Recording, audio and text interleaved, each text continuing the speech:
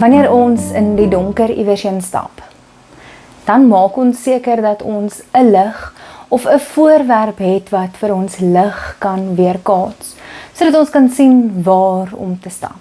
Wanneer ons onvoorbereid in die donker moet stap, dan probeer ons vir onsself lig skep, of die bietjie lig wat deurkom, gebruik tot ons voordeel, sodat ons kan sien waar die pad is waar ons moet loop, sodat ons nie struikel oor iets of onkant betrap word nie.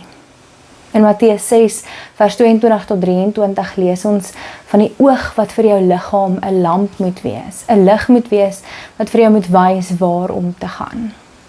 In hierdie lewe wat ons het en hierdie lewe wat Jesus Christus vir ons gegee het, is dit 'n lewe wat nie meer donker is nie. Is dit 'n lewe waar daardie lig reeds deel geword het van ons lewe, reeds deel is van ons lewe. Met ander woorde, ons leef in die lig en ons is veronderstel om te kan sien.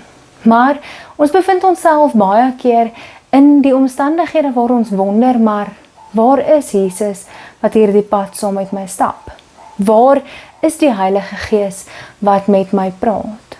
Waar is God wat my hand vashou? En wat het jy nodig om dan te kan sien?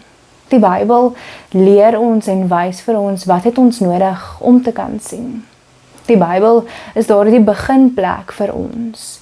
Dis daar waar ons vir God leer ken en waar ons bewus word van waar kan ons vir God raak sien? Waar kan ons die Heilige Gees vind?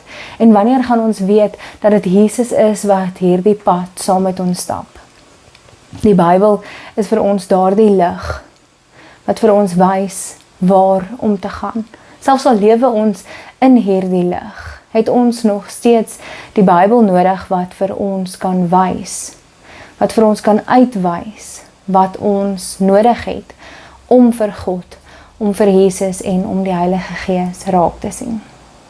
Mag jy vandag ontdek dat die Bybel daar is vir jou, en mag jy dan ook daarin ontdek dat hierdie lig vir jou iets leer en iets wil oopmaak, iets wil ontsluit van waar God in jou lewe reeds besig is, waar jy hom dalk net nie raak gesien het nie.